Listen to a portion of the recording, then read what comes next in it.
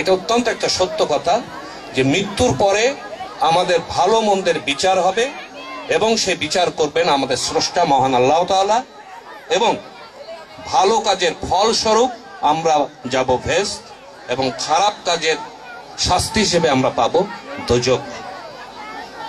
এটা অবধারিতভাবে সত্য, এই যুক্তিগতভাবেই এই সত্যটা আমাদের মেনে নিতে হয়, কোনো অন্ধ আবেগের বশবর্তী হয়ে না।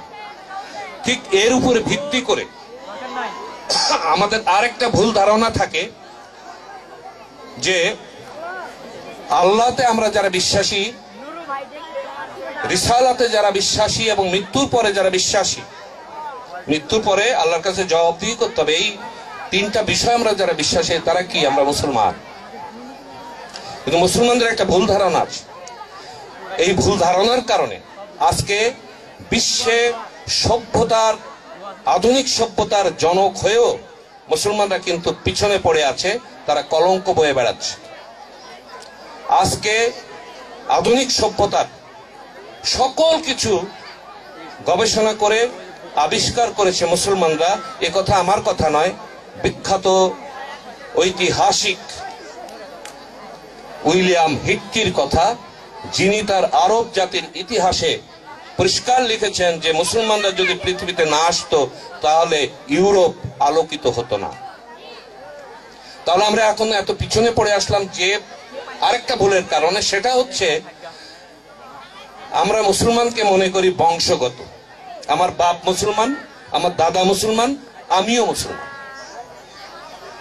এটা একটা ভুল ধারণা। যেমন আমি শেখ কারণ আমার বাপ শেখ ছিল, আমার দাদা শেখ ছিল, বংশগতভাবে আমি শেখ। যিনি সৈয়দ তিনিও বংশগতভাবে সৈয়দ, যিনি সরকার তিনিও বংশগতভাবে সরকার। এইগুলো বংশগতভাবে হয়, কিন্তু মুসলমান কখনো বংশগতভাবে হয় না। যেমন একজন ডাক্তারের ছেলে হলেই কিন্তু সে ডাক্তার হয় না, একজন ইঞ্জিনিয়ারের ছেলে হলেই কিন্তু সে ইঞ্জিনিয়ার হয় না। তাকে ডাক্তারি শিখতে হয়, তাকে ইঞ্জিনিয়ারিং শিখতে হয়।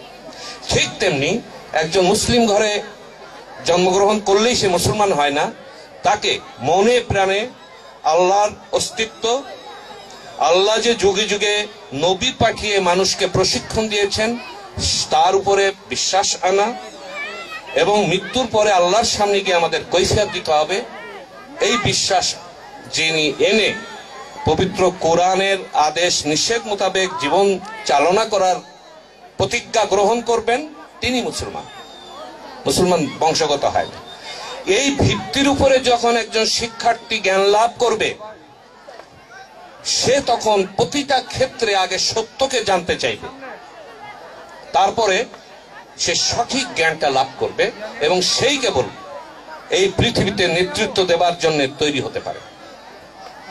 কিন্তু যার এই ভ্রান্তি কাজ করে, সে কখনো সঠিক সত্য জ্ঞানের পথে চলতে পারে না। সে ভুল করবেই, সে স্বার্থবাদী হবে, সে স্বার্থ অন্ধ হবে এবং নিজের জন্যে, নিজের গোষ্ঠীর জন্যে সে কাজ করে যাবে, সকল মানুষের কল্যাণের জন্য সে কাজ কখনো করতে পারবে না। আমি ফিল্মের একজন মানুষ হয়ে এই বিষয়গুলো উপলব্ধিতে আমার এসেছে ধর্মগ্রন্থ থেকে, কোরআন থেকে, হাদিস থেকে। আজকে আমরা যে সাংস্কৃতিক অনুষ্ঠানগুলো দেখছি, চলচ্চিত্র, নাটক এবং বিভিন্ন যে বৈশাখীটা দেখি, সংস্কৃতি অনুষ্ঠান দেখাটা সুন্দর জিনিস, খেলাধুলার পাশাপাশি সাংস্কৃতিক অনুষ্ঠান করার দরকার। একটা মানুষ যদি শুধুই খেলা করে তার মধ্যে একটা পশুত্ব জেগে ওঠে। একটা মানুষ যদি খেলাধুলা না করে, শারীরিক পরিশ্রম না করে, শুধুই সাংস্কৃতিক অনুষ্ঠান দেখে, সাংস্কৃতিক অনুষ্ঠান তখন তার কাছে মাদকের মতো নেশার জিনিস হয়ে দাঁড়ায়। তার সাংস্কৃতিক অনুষ্ঠানের মূল যে চেতনা সে উপলব্ধি করতে পারে না। মানসিক পরিচর্যার সঙ্গে সঙ্গে শারীরিক পরিচর্যাও দরকার। দুইটা সমান্তরাল ভাবে যখন এগোয় তখন একজন মানুষ সংস্কৃতিবান হয়ে ওঠে। আর আমি আমার কথা শেষ করব, সংস্কৃতিবান হতে হবে। সংস্কৃতিবান কাকে বলে? আমাদের রাসূল করিম সাল্লাল্লাহু আলাইহি সাল্লাম একটা সুন্দর কথা বলে গেছেন, যেটা সংস্কৃতির সংজ্ঞা হতে পারে, রাজনীতির সংজ্ঞা হতে পারে, গণতন্ত্রের সংজ্ঞা হতে পারে, সেটা হচ্ছে এই যে তুমি অন্যের জন্য যা পছন্দ করো তুমি নিজের জন্য তাই পছন্দ করো। অর্থাৎ একটা অপরাধের জন্য অন্য লোক বলে আমি তাকে শাস্তি দিচ্ছি, আর আমার নিজের লোক বলে আমি তাকে মাফ করে দিচ্ছি, এইটা ঠিক নয়।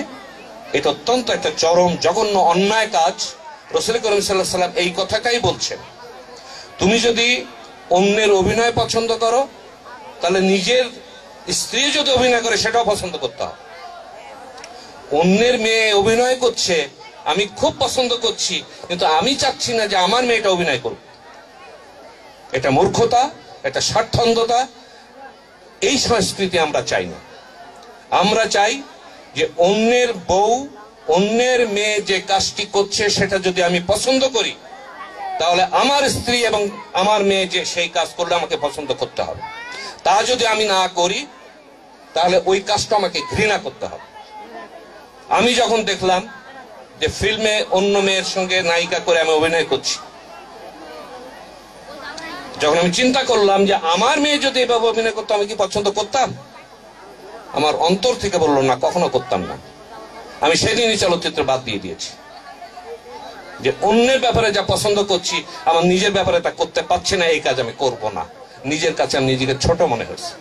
আর একটা বিষয় ছোট মনে হয়েছে, যেমন অচিনপুর মেডিসিন কর্নার, ওষুধের দোকান। বাইরের আমরা সকল লোকই বুঝছি কি এটা ওষুধের দোকান। ভিতরে যদি পচা সার বিক্রি করে, ওষুধের কোনো কিছুই নাই, তাহলে এই ওষুধের মালিককে আপনারা কি বলবেন? প্রতারক বলবেন না? ভণ্ড বলবেন না? যে বাইরে ওষুধের দোকানে সাইনবোর্ড রাখছে, ভিতরে পচা সার বিক্রি করে, কি পেঁয়াজ রসুন বিক্রি করে, নিশ্চয়ই একটা ভণ্ড, প্রতারক। ঠিক এই জিনিসটাই, আমার নাম শেখ আবুল কাশেম মিঠুন, অর্থাৎ আমি একজন মুসলমান, আমার সাইনবোর্ডটা কি? মুসলিম। আমার ভিতরে কি? পচা সার, অর্থাৎ মুসলমানের কিছুই আমি করি না। তখন আমার নিজের কাছে নিজেকে প্রতারক মনে হচ্ছে। আমার নাম যদি মুসলিম নাম হয়, তাহলে যে কাজগুলো করলে মুসলমান হওয়া যায় সেই কোরআন এবং সুন্নাহর আলোকে আমাকে চলতে হবে, তাহলে আমি সত্য আত্মমর্যাদাশীল একজন মানুষ হিসেবে বেঁচে থাকতে পারব।